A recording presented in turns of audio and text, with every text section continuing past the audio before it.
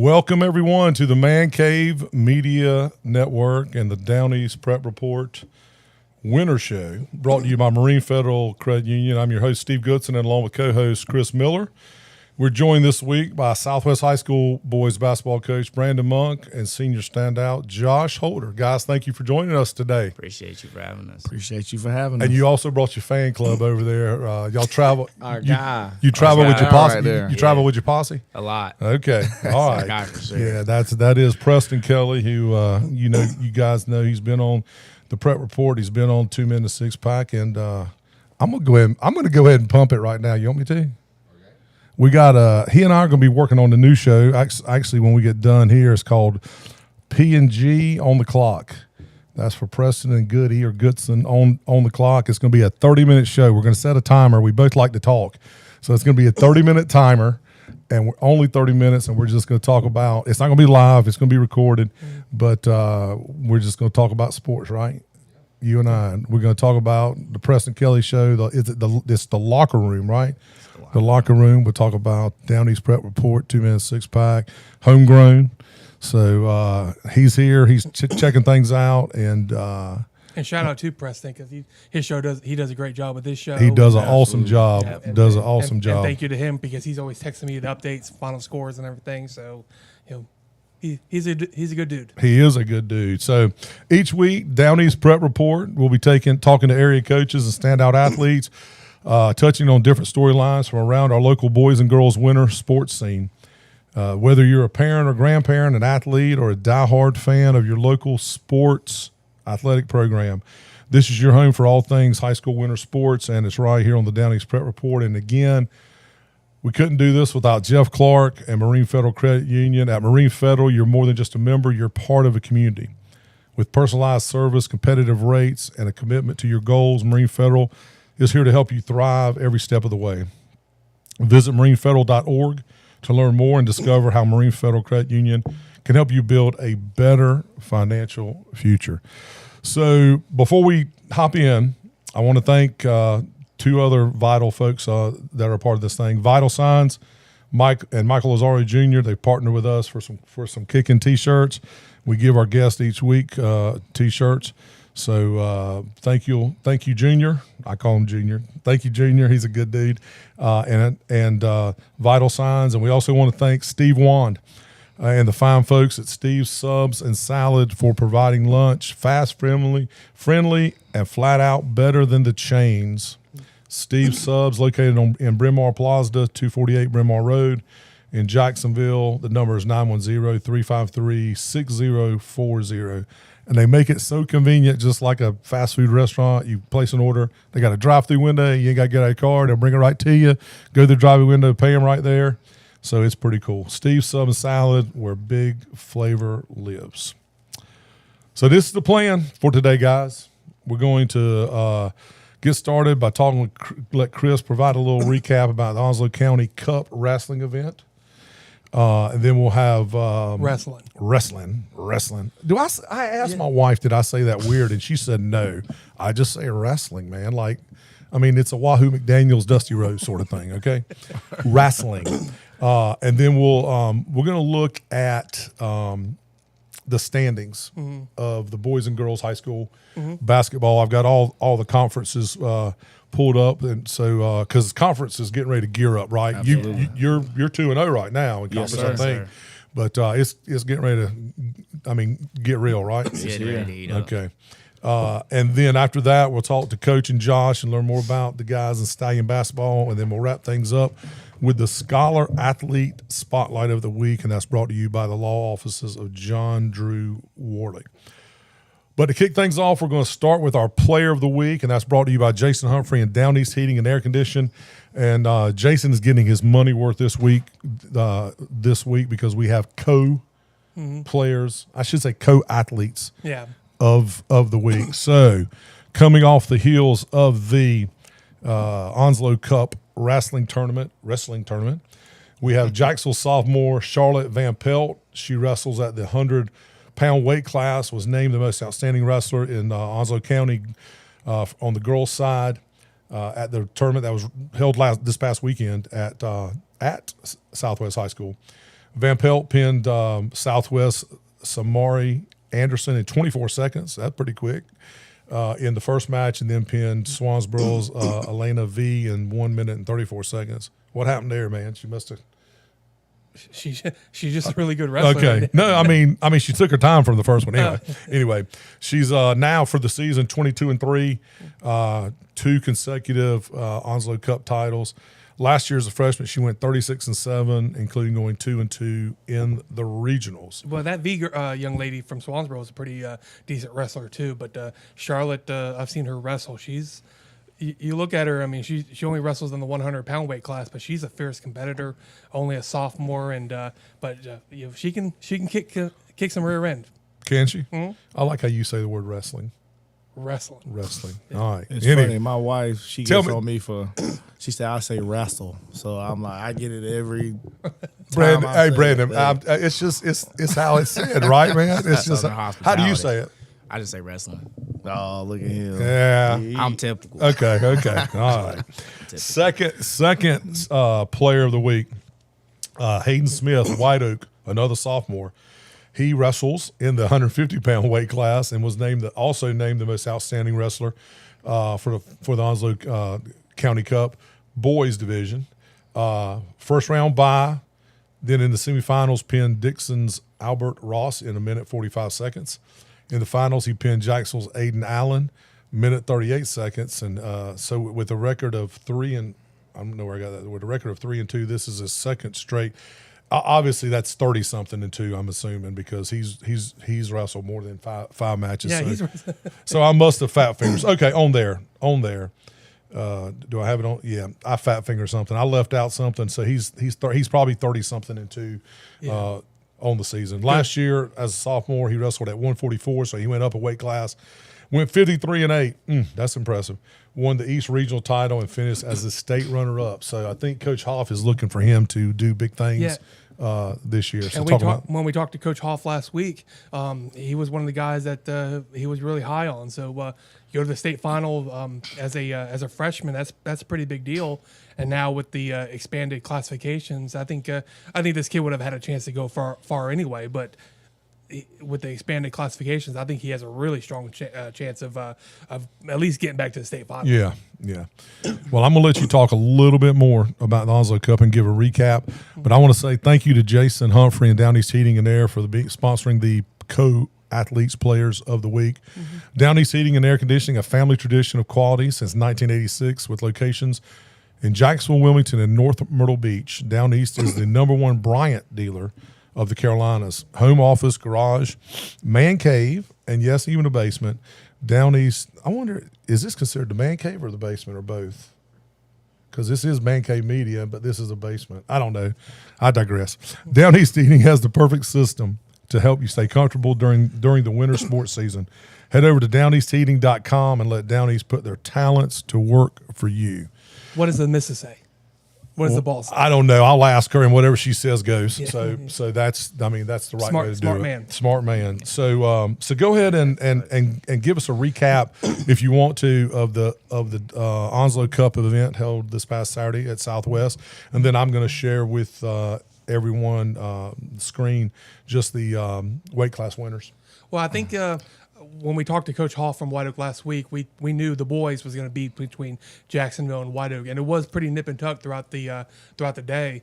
Jacksonville pulled away; they had a lot more, a lot more success in the finals and with some third places. So they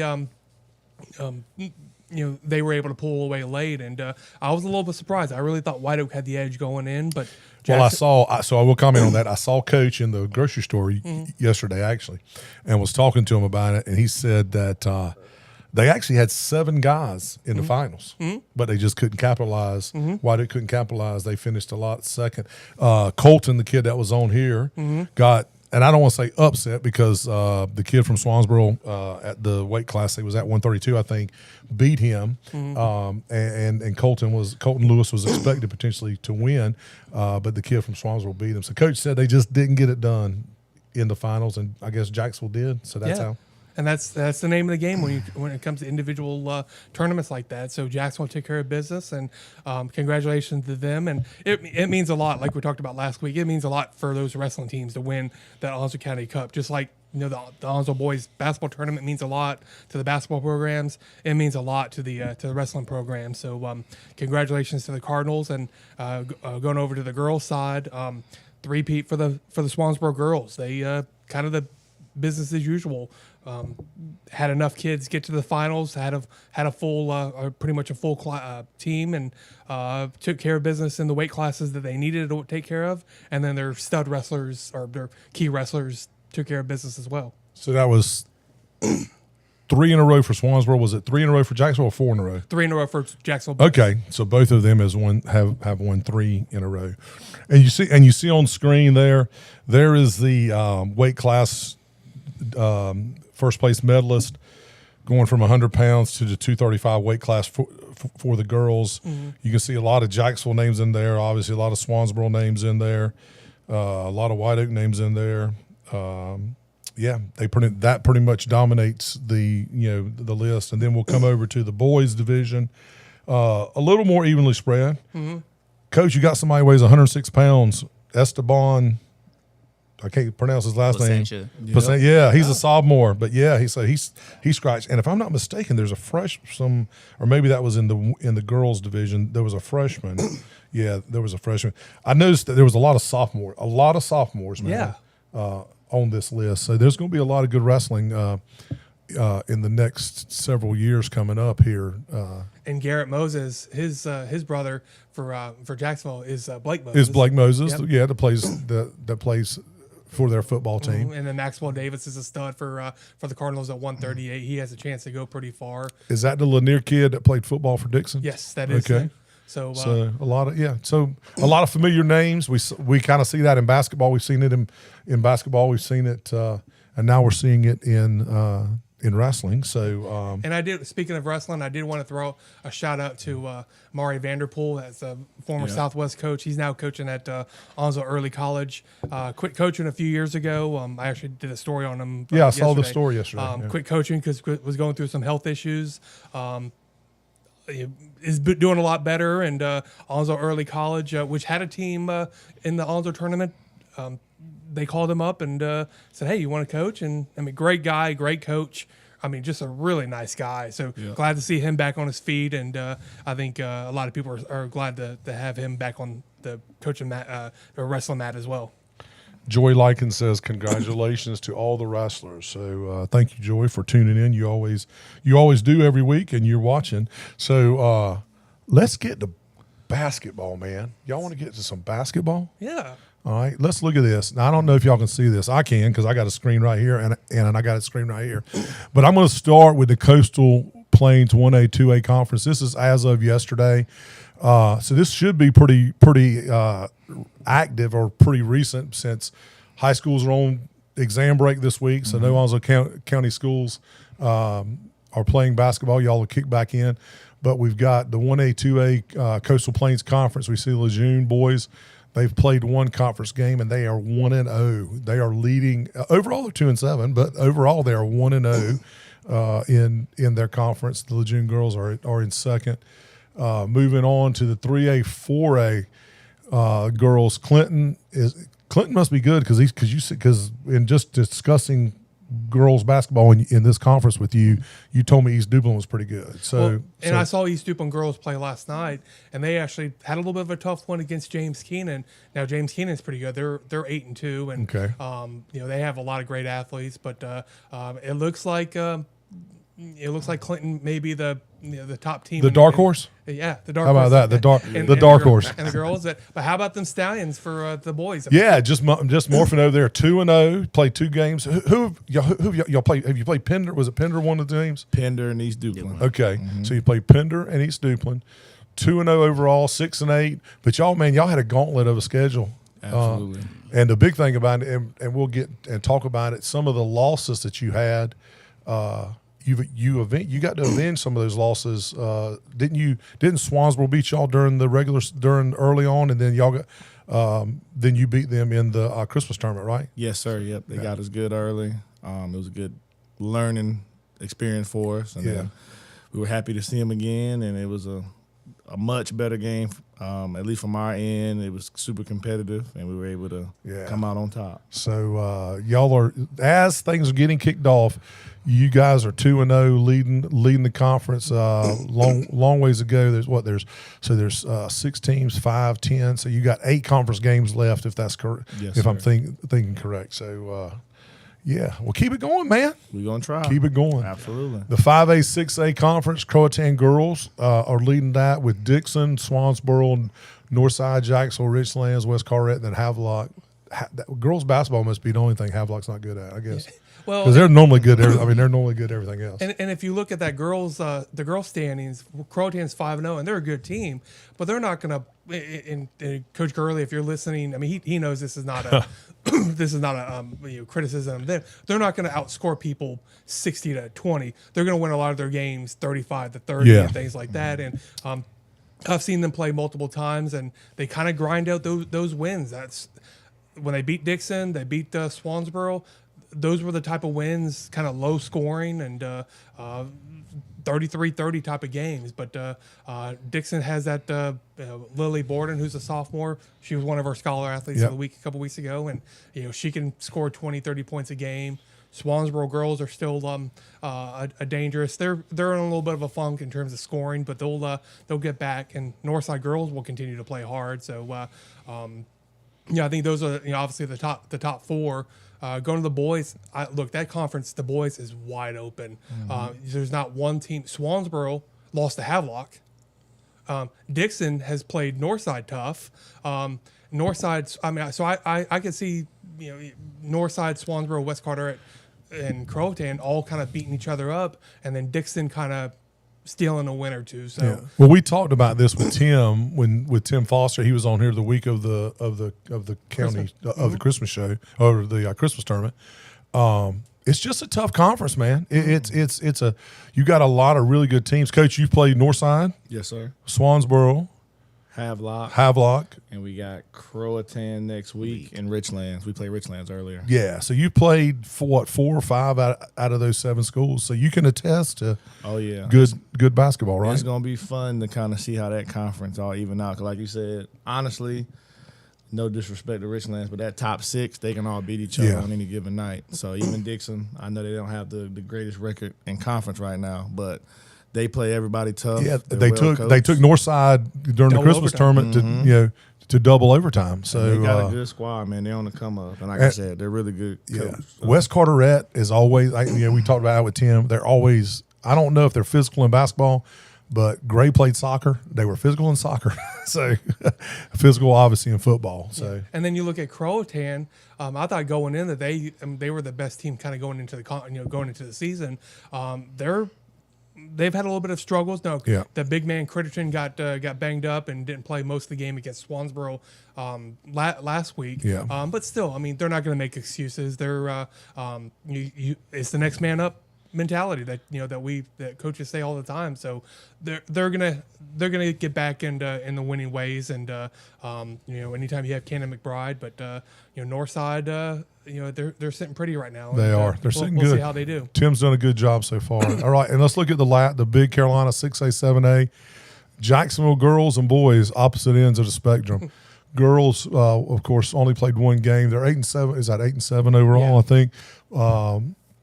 Them and White Oak and South Central early on, 1-0, and the other 3 teams obviously lost to them. And then you look at the boys' side. I watched some highlights. Who posted it? I guess they came to Jacksonville. They played Jacksonville the same night that White Oak played, opened up with D.H. Conley. Newbern looked good. I'm just going to tell you, I watched them throw 2 or 3 down. One was a crazy behind. He went behind the back, and it was crazy. So, but if you look at the interesting thing, you look at the streaks. And Newbern's won 7 in a row. White Oak's won 8 in a row.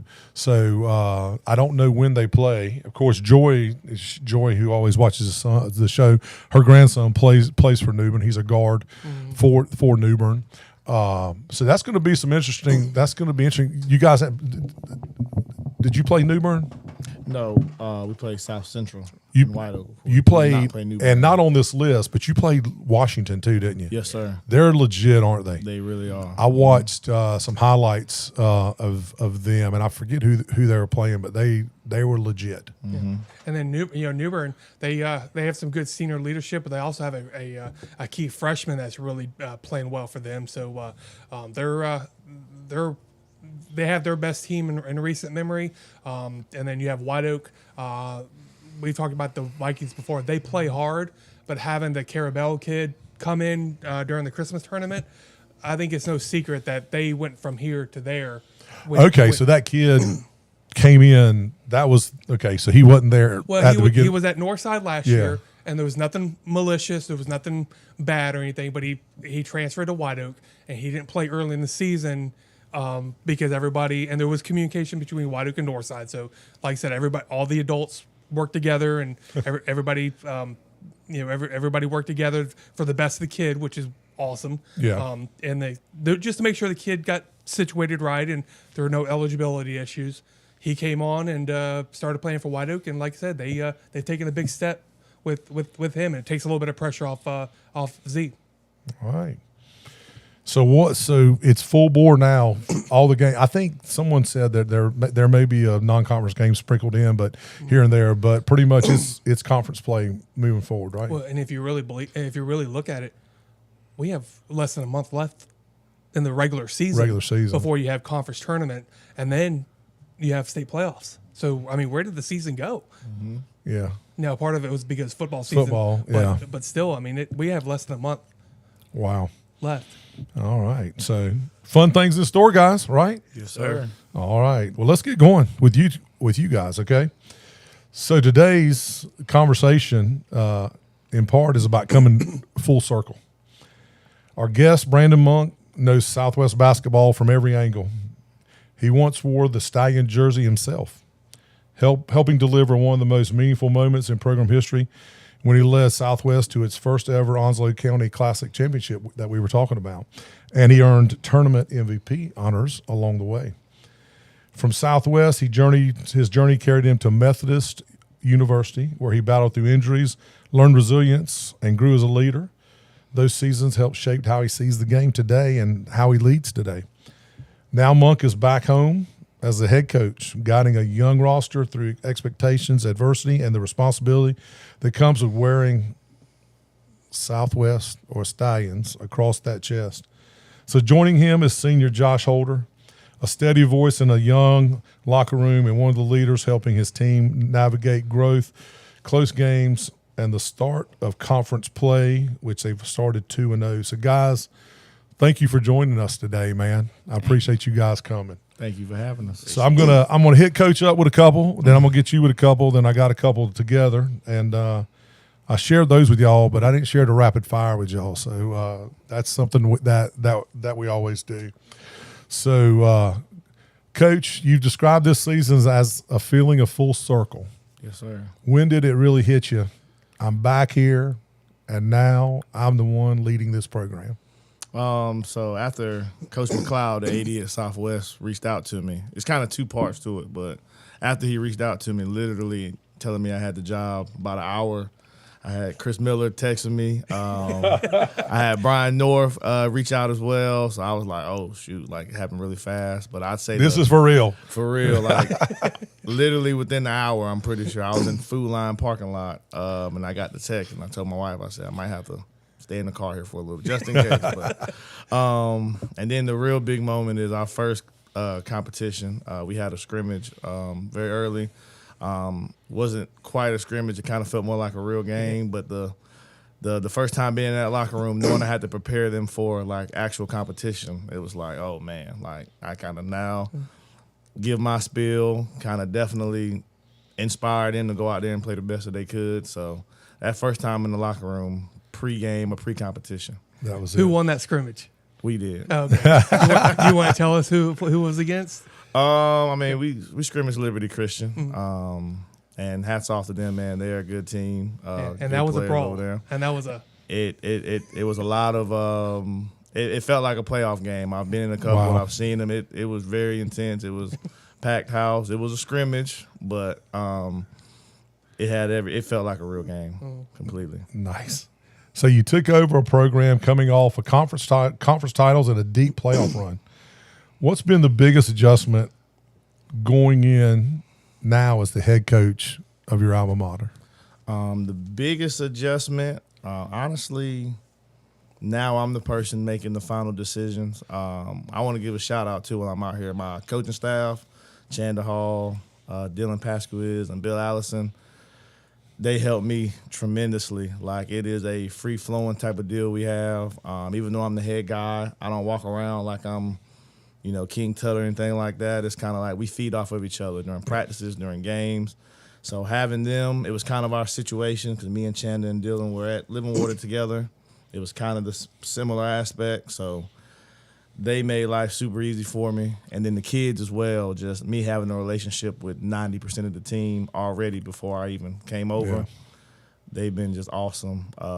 Taking everything I'm telling them, it made everything super, super easy. That's awesome. That's great.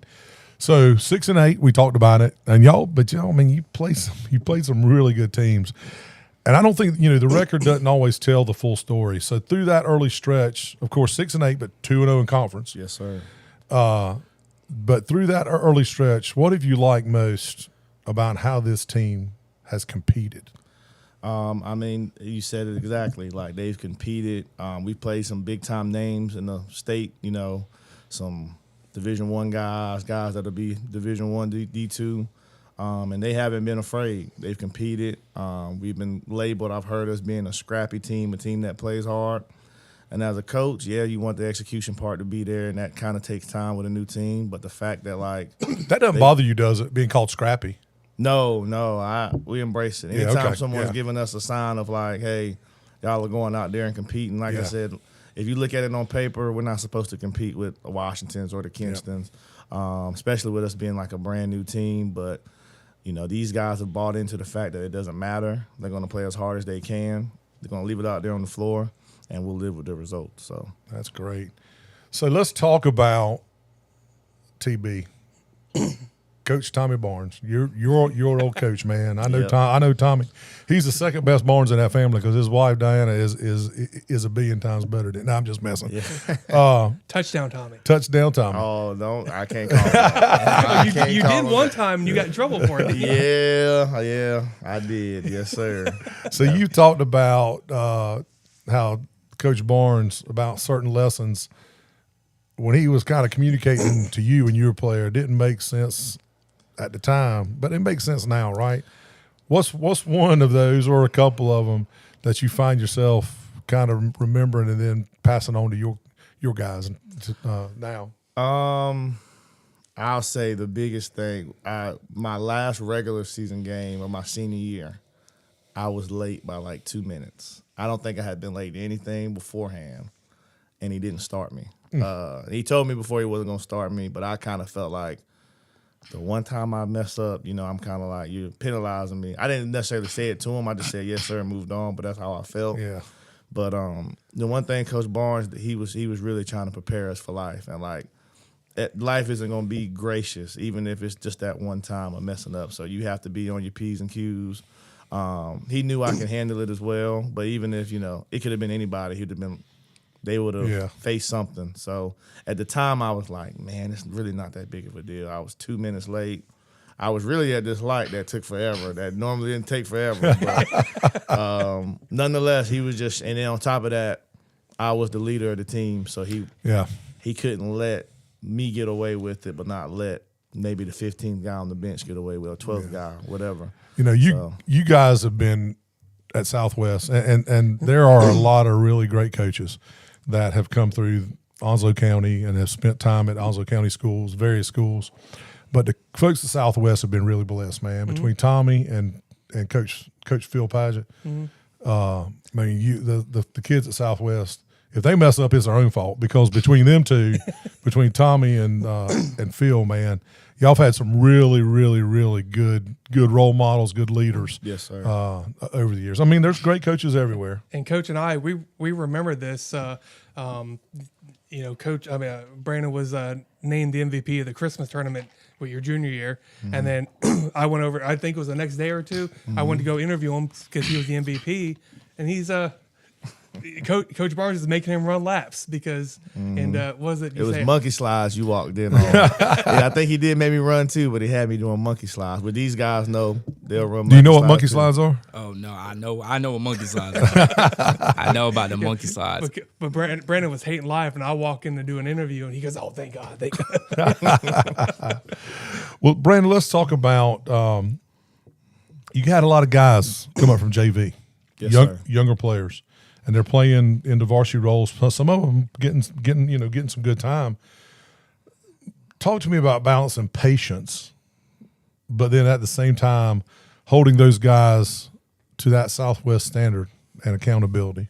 Yes, sir. So as far as the Southwest standard, the non-negotiables is just playing hard, doing the right things on and off the court. So we'll never budge from like the standards. But as far as the patience aspect, there's going to be little things, basketball IQ, getting used to the level of varsity, because it is a difference between JV and varsity that you just have to. Like they're not going to pick up everything, and it's different when you're on the sidelines or in the crowd. You feel like a kid should be able to know and do this, but if you've really been in that fire, you understand that it takes time. So, like I said, the playing hard, that's something that you can always control. And if you make a mistake, you better be going 100% rather than 70 or 60, because that's the non-negotiable part. Yeah. So it's just one of them type of things where I try to give them a crazy amount of confidence. They understand that I have a crazy amount of confidence in myself, so I'm trying to linger it over to the team, and I try to tell them how great they are all the time without boosting their ego. But also at the same time, too, telling them when they mess up and we got to get better at this. We got to work on this, and you got to keep doing it. So the standard is the standard, but you can't necessarily tie it all to wins and losses. But what you can do is, like, this is my expectation. You guys go out there and do what you're supposed to do, and good things are going to happen.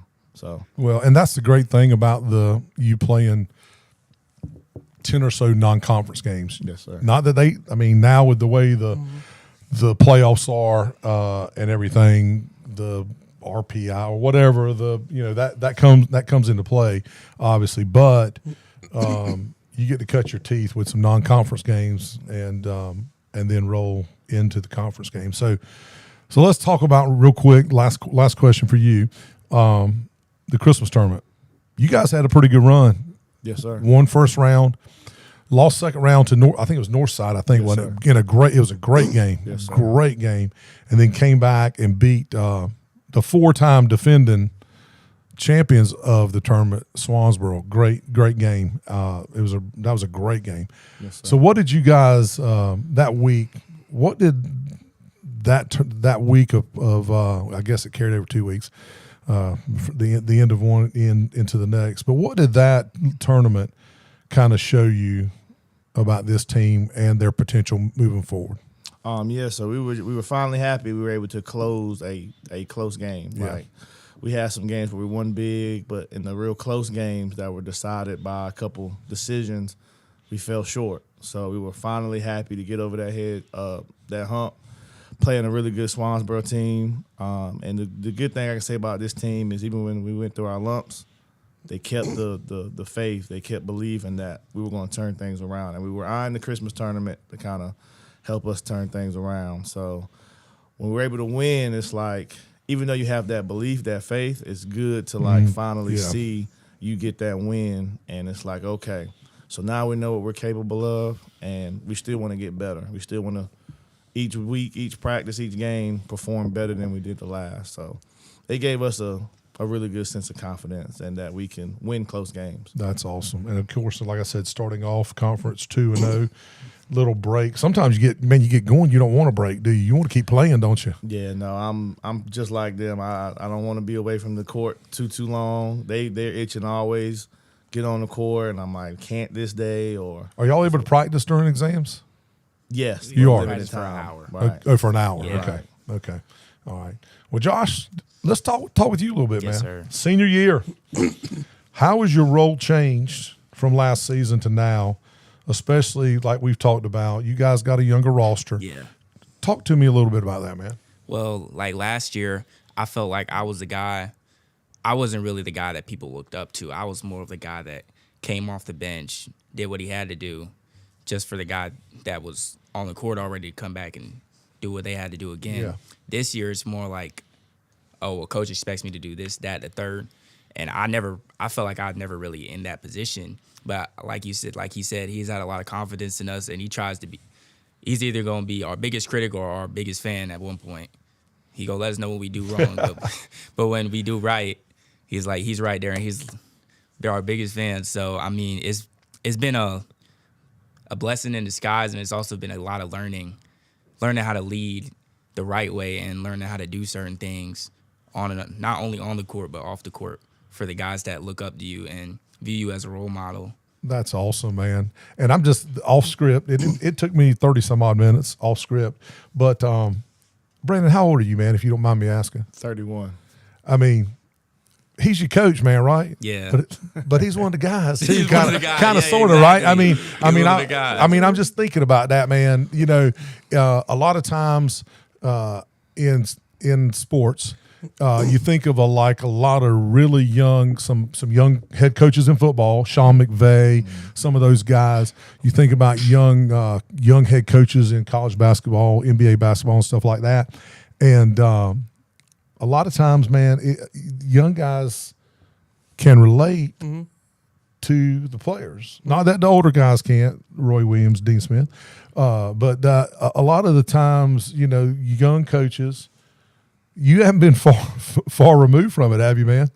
No, sir. Haven't been too far, but definitely can relate to them.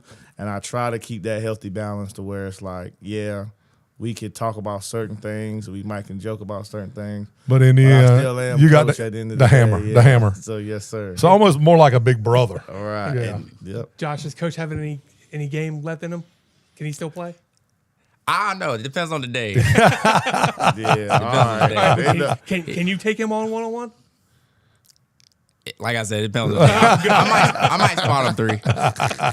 Okay. He was a bad dude back in the day. Oh no, He was. He'd still go out there and give you. He a buck. was. I think that's another thing though is he brings a lot of competitiveness to practice in the games because even though like in between like certain drills we might do, he might 1v1 me or he might 1v1 Carlos or Zaire or anybody on our team. So it's like he's still got it. He still brings competitiveness out of everybody. I think that's a good thing about having a coach that's so young and understands us. That's but at the awesome. same time, he's a coach. He knows what he's talking about, and we trust him enough to believe the words that he's saying and to buy into what he's talking about. That's awesome. That's awesome. So we talked about the deep playoff run last year. What did you learn? You know, you said you were coming off the bench, but kind of playing, watching from the bench, but playing. What did you learn from that experience that you're trying to take forward this year and potentially remember, pass on, and share with the younger players?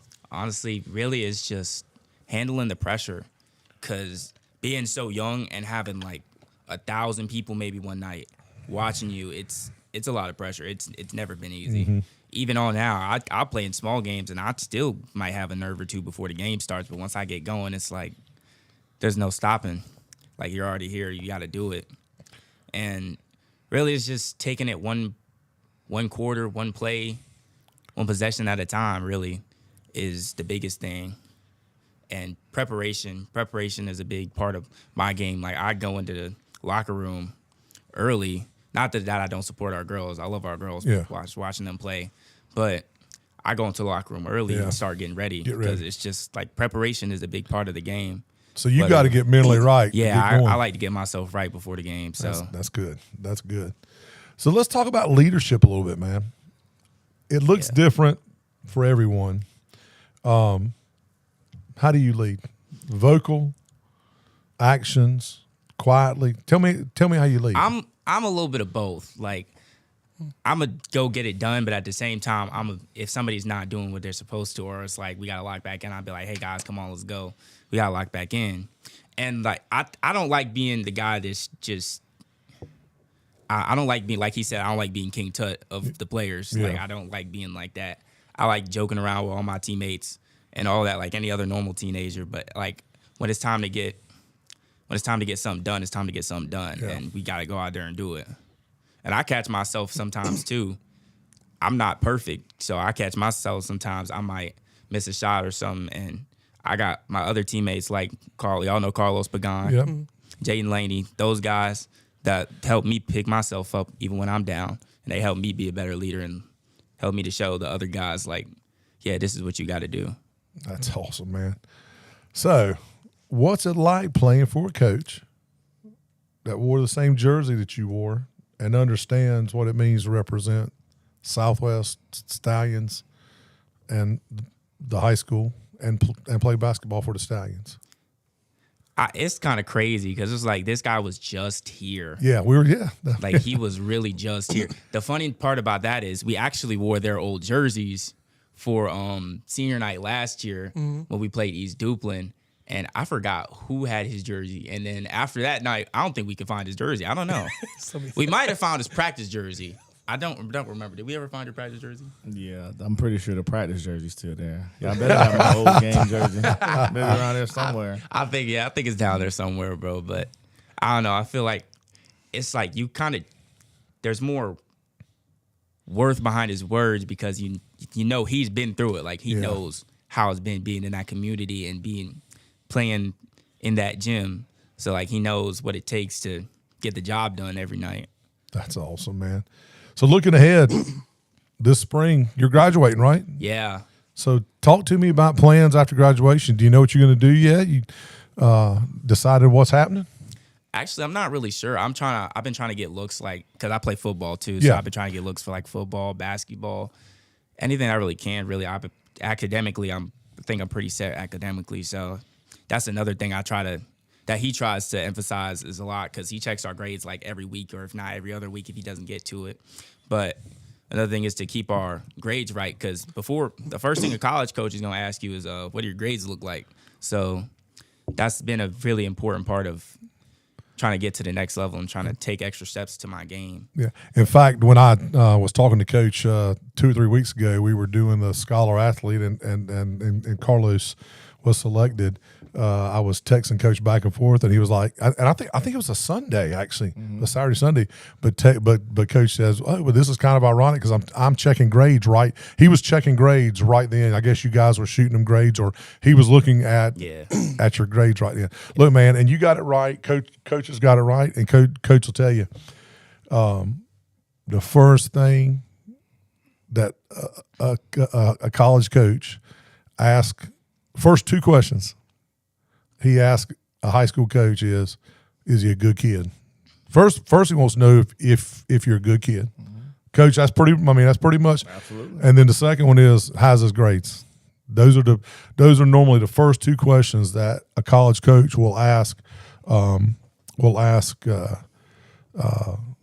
high school coach, because you all can play ball. Everybody can play ball. You know, obviously at different levels. They just want to make sure you guys aren't going to be knuckleheads and going to get in trouble while you're up there. Yeah. And then they want to make sure that you can stay eligible to keep playing. Absolutely. So coach has got you on the right path, and that goes a long way. And I would say beyond being a Southwest guy, he's done it at the next level, so he knows. That's another thing too. Like he's been at both levels, so he also tries to help us out with that too. So it like I said, his words mean a little bit more because he's been through it and like you witnessed him go through it. So. Yeah, that's right. So listen to him, man. Joint questions for both of you guys. Conference plays here. We talked about it.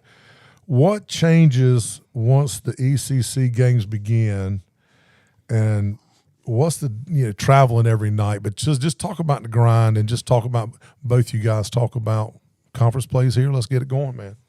Yeah, I mean, we were literally just talking about it on the way here. We don't look at the overall record at this point. We're looking at 2-0. We're trying to adapt that we've got 10 championship games in a sense, each conference game. So we need to treat it. Don't look at someone else's, record, because who knows who they played in the non-conference. And everybody's gearing up and shaping up to be the best version of themselves right now. So you have to treat every game like it's a championship game, because you don't want to be there in the last week hoping somebody has to beat somebody for a tiebreaker situation.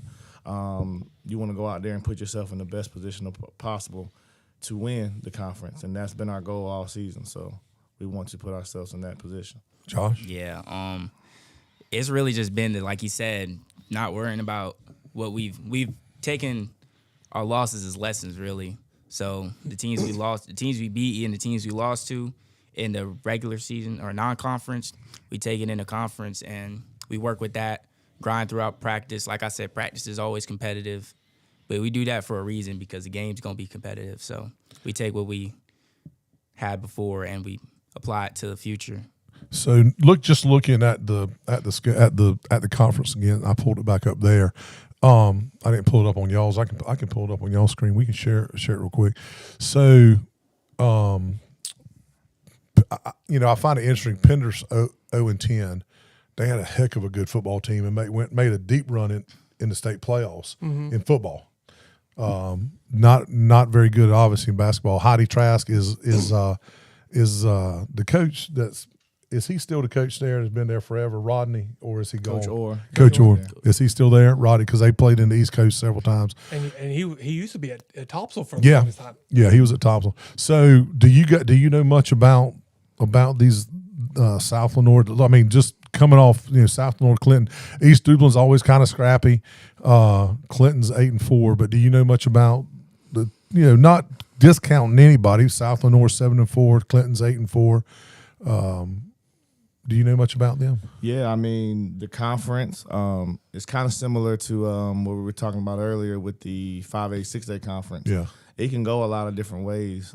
Trask is 0-2 right now, but they just got their big man down low back, G.L. Driggers. He's a force. So they actually lost to South Lenore by a half-court buzzer beater. Oh, wow. So they could have easily been 1-1. Oh, okay. South Lenore could have been 1-1. So South Lenore, they got some athletes. They have a really good player over there at guard. Clinton has had a good start to their season. Trying to make sure I don't forget anybody. Even, look, Pender, I told our guys, they play some tough teams in the non-conference too. Like, obviously 0-10 isn't ideal, but they got going. They got going late too because they made such a deep run. Right. And they got athletes. I mean, they've got athletes. They have a good community down there. Yeah. So their home games are. It was a pretty good home environment for them. So we were obviously able to go out there and get a win, but it wasn't like I told our guys every bucket that they score is going to feel like 4 or 5 points each time. Yeah. So don't come out here and expect to just walk all over them. So, but it's going. Is it? I mean, it's y'all expect to grind every night. Yeah. Absolutely. Yeah, and that's what we're mentally preparing for because these schools in our conference have a rich history of athletics. Since I was a kid, they always have athletes. So we're not taking anybody for granted. I know Clinton's always had really good football teams. I don't know how they've had basketball wise, but I know they've had really good football teams. Is there a conference tournament this year? I believe so. I'm hoping so. Because I think there was supposed to be one, and Josh, you can correct me if I'm wrong. Yeah. There was supposed to be one, but with some of the weather we had, you guys in Kinston had to play a one-off game. Yeah, because it was kind of us and Kinston neck and neck last year, so that ended up being a game. That was actually interesting. I don't know if you were there for that one, but I played a good bit of that game too, so I was there for that.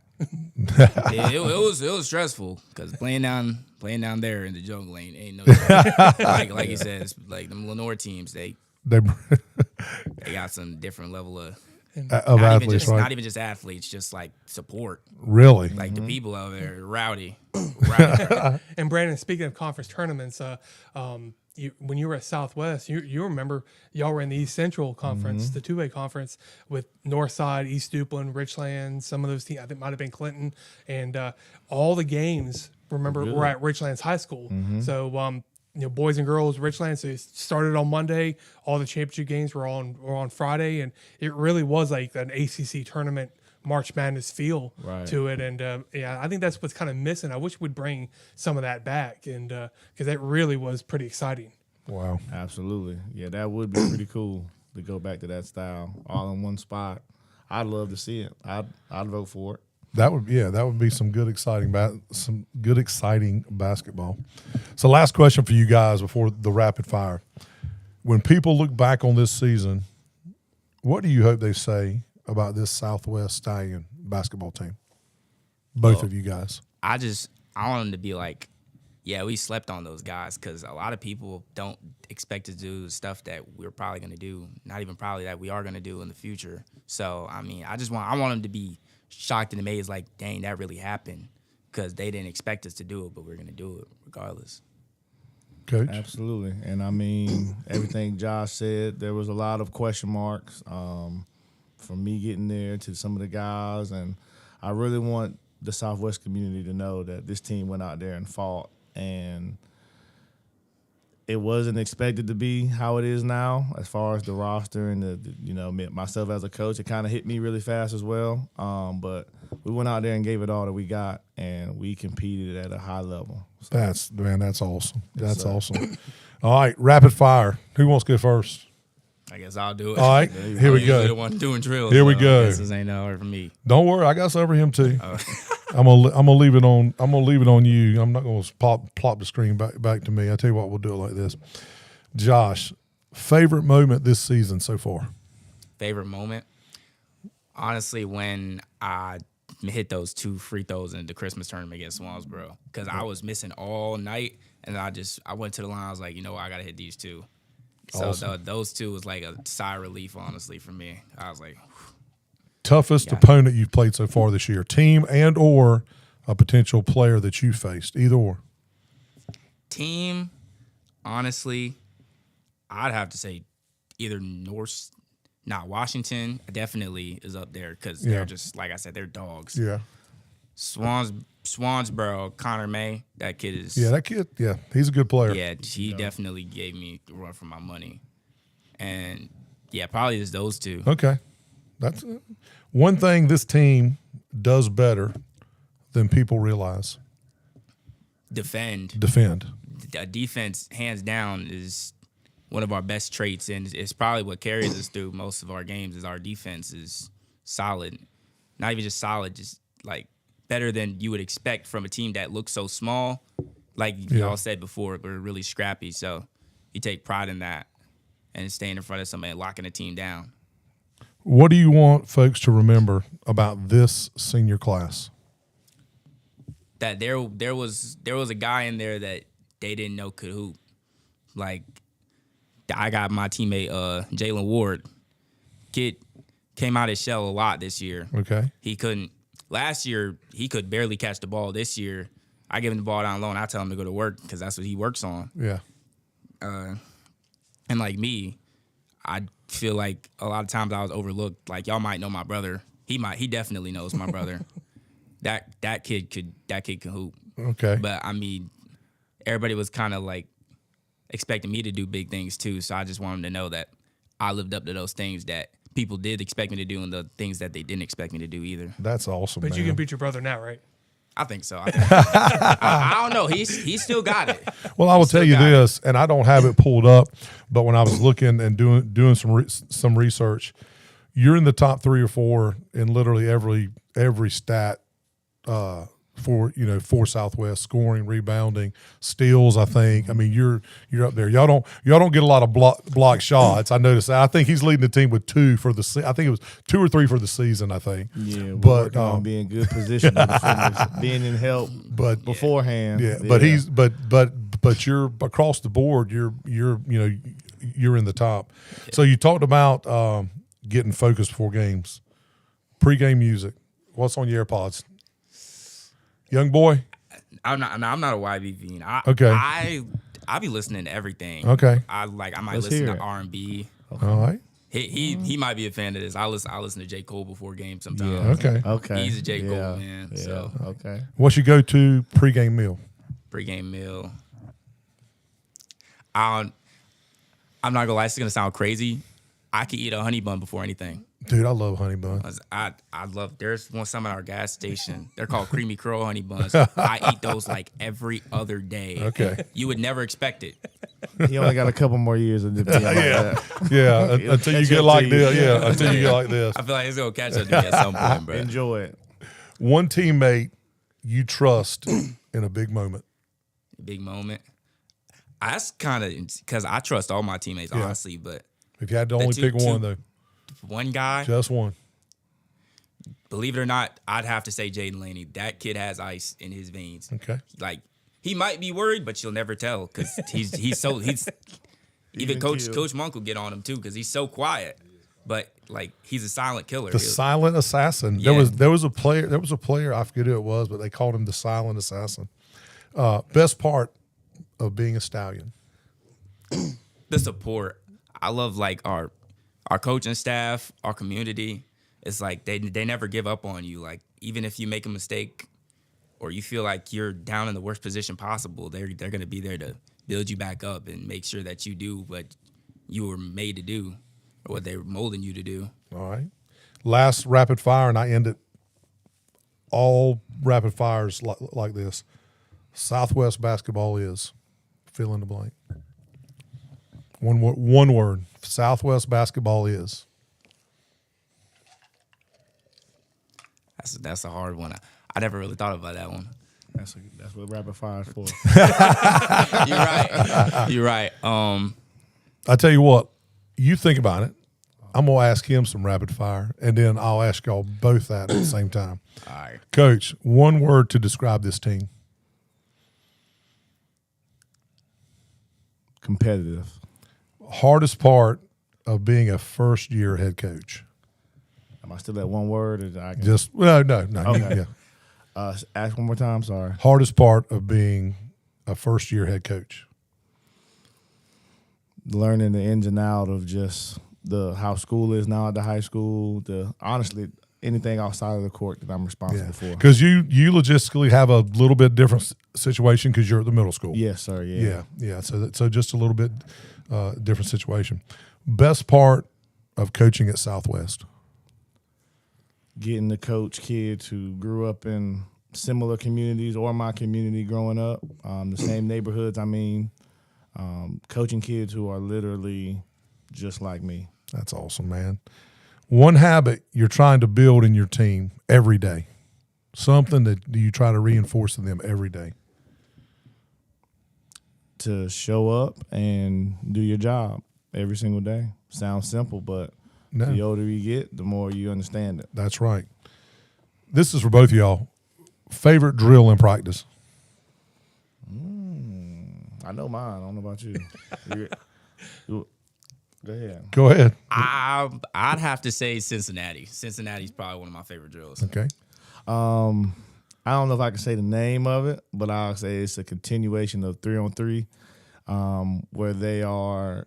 It's kind of a continuation. I think you can say the name.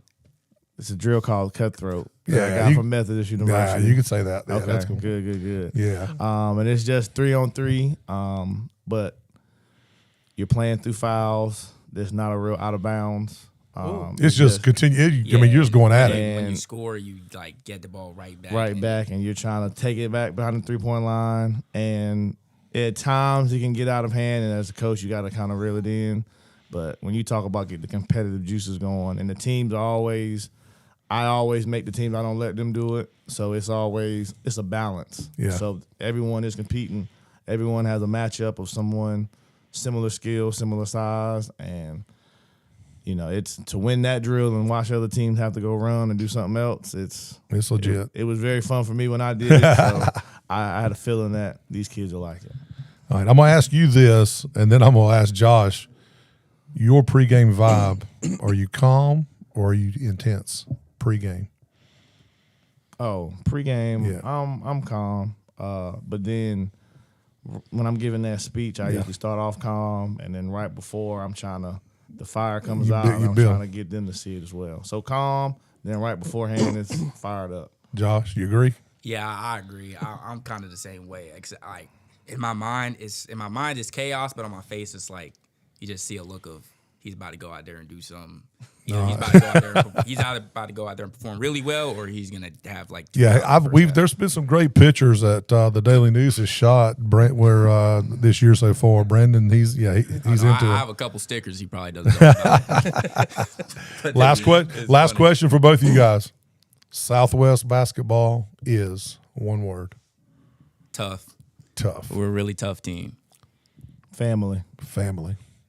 All right. I got one question for you. Coach. How many 3-pointers did you take in high school? Oh man, big old goose egg. Me and Coach Barnes, we'll probably disagree about that forever. He actually came to a game of mine where I'm playing, and we joke about it. Anytime I shoot and miss, I could be 3 for 4. That one he gonna see and tell me, you don't need to be. But out the there funny shooting. thing is, you get on these kids if they settle for all those 3-pointers instead of playing defense. And, Well, it's interesting is I have. Besides our big guy, I'm kind of like, hey, if you have an open shot, you have to keep the defense honest and shoot it. So I actually probably get more of them for turning down shots. really? I'm not a big dribble, pull up guy, but if we ever put pressure on the basket and someone kicks it out to you and you don't shoot it, you're kind of hurting the team a little bit. You and I have talked about this multiple times. Coach Barnes gave y'all the business when y'all settle for 3-pointers. Yeah, no, he was He not a hated fan. 3. I'm out of, I think when I got moved up for JV, from JV to varsity, and I had to be Montrezl Harrell at practice, and I shot a 3. This was before Montrezl Harrell was like dominating around the basket full time. I shot a 3. He got on me and just told me, don't ever do that again, Wale. And then the very first bucket Montrezl Harrell had against us in the state playoff Was a 3, was wasn't a it? wing 3 right in front of our bench. Anything else for him? No, it's just fun because I covered Brandon when he was playing, so it's fun to be able to reminisce those good times. And just a couple of things. We talked about Coach Hall. He was the head coach at Living Water, and you were his assistant.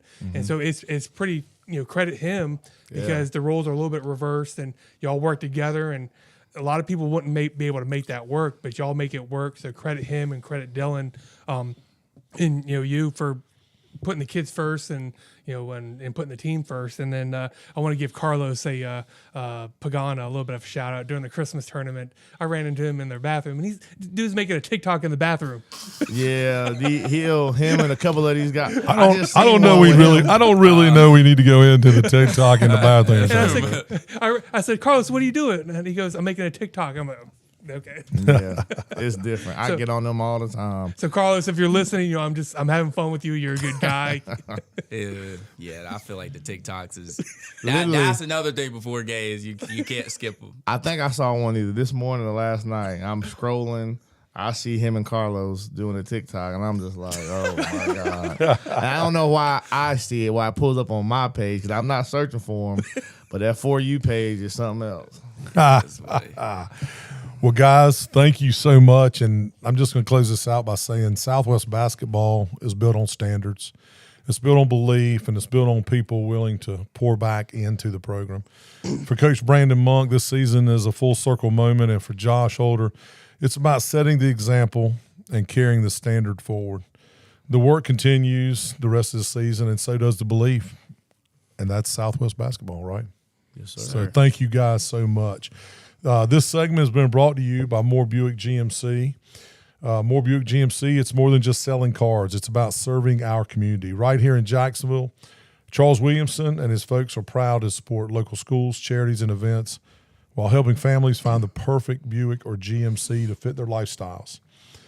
From rugged GMC trucks to luxurious Buick SUVs, you'll find a wide selection backed by friendly service you can trust.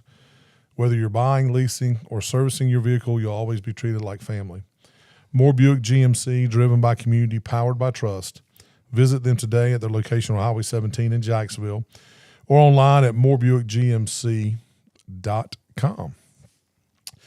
Next up, we've got our Scholar Athlete of Spotlight of the Week. It's presented by the law offices of John Drew Orlick, where each week we recognize a student athlete in our community who shines on the field, on the court, and in the classroom. And these are leaders that just setting standards with their hard work and talent and academic excellence. And this week's is Mia Wells. She is a senior at Richlands High School. Obviously, she plays basketball. You can see by that picture, but she's also quite a little soccer player.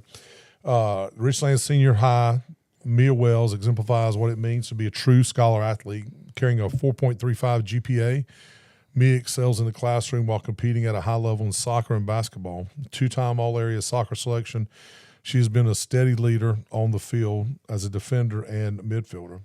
Her dedication extends well beyond athletics. She's completed an extensive slate of honors and AP courses, including the list that you see there. And I know it's small type, but it's math, English, biology, chemistry, American history, just a ton of stuff.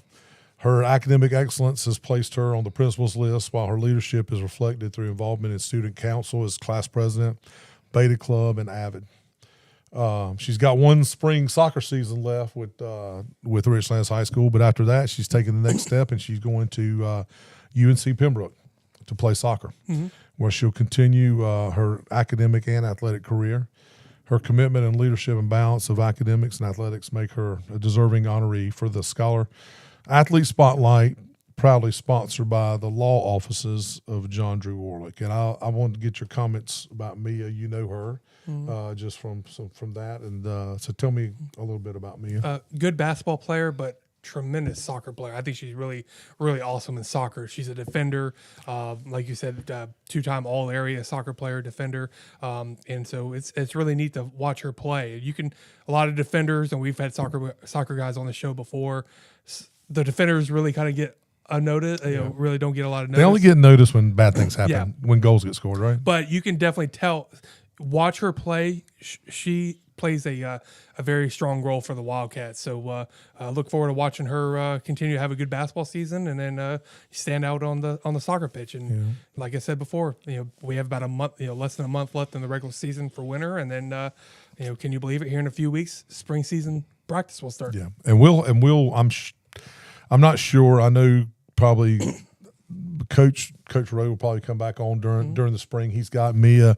He also has another really good player on that team, I think. Is that? Yeah, some kid named Camry Watkins. Yeah, that's pretty good. She's she going to UNCW? Is that right? I think she's going to UNCW. Yeah, so reigning player of the year. So but looking forward to the spring season. But we still got some basketball. We still got the wrestling winter wrestling to take care of. So, this Scholar Athlete Spotlight has been brought to you by the law offices of John Drew Warlick.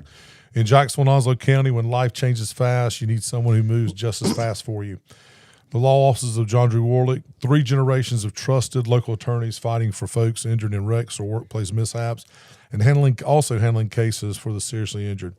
They'll stand beside families through life's most challenging moments with experienced family law representation. If you've been hurt in a car accident or on the job, don't settle for anything less than you deserve.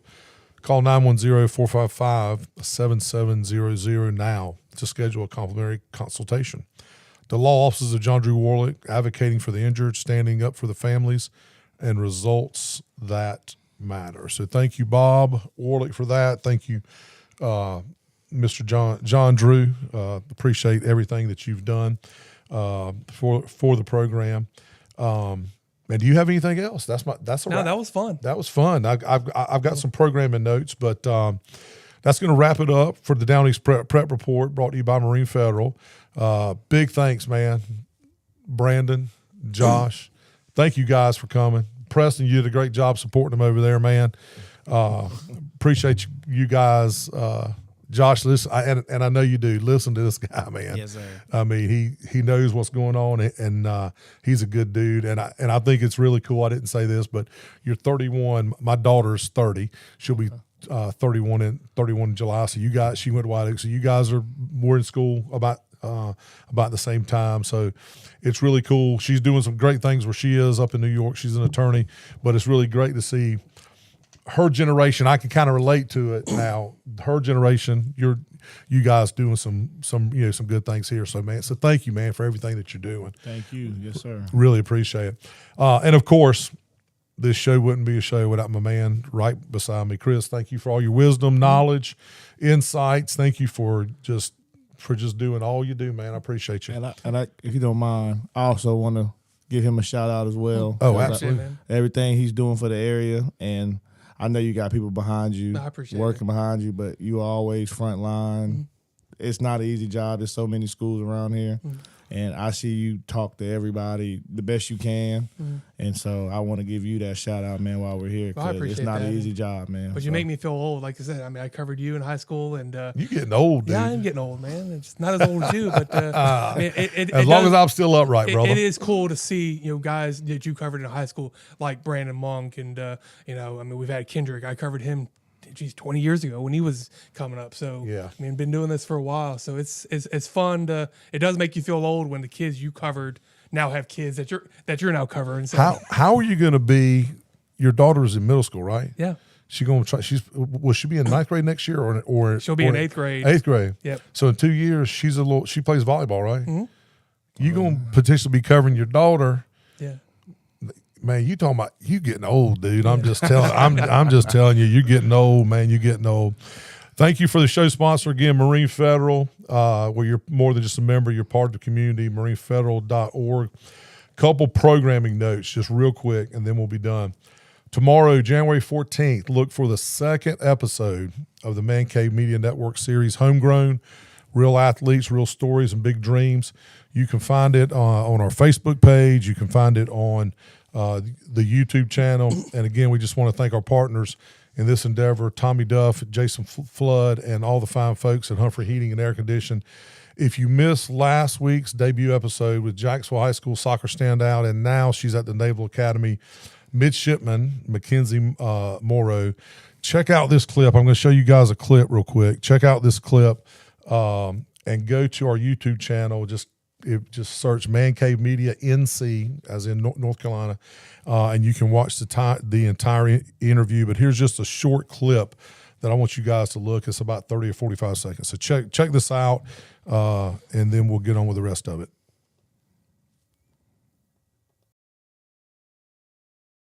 Hear the words homegrown. What do they mean to you, knowing your journey started right here in Jacksonville? I think it's remembering where you're from, remembering the community that helped build you up, remembering your family and your friends, just having a sense of pride in where you came from. Because at being up north, nothing's like the South. The people are nothing like down here. The charm, the kindness that people bring, not just like in Jacksonville, it's kind of more of a melting pot in the South, but especially in eastern North Carolina, it's like having pride in Southern charm. Nothing like it, is it? Nothing like it.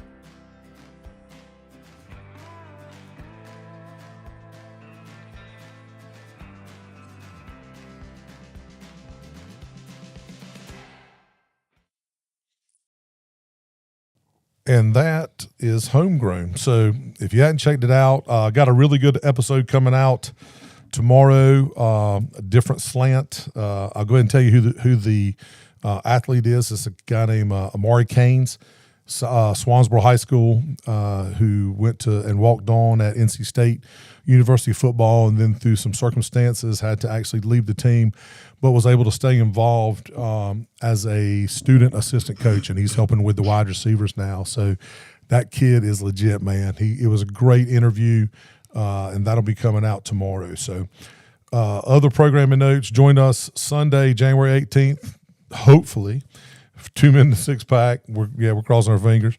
We're going to talk college football playoffs, NFL playoffs, coaching vacancies, and the football and the portal. Man, people are going everywhere.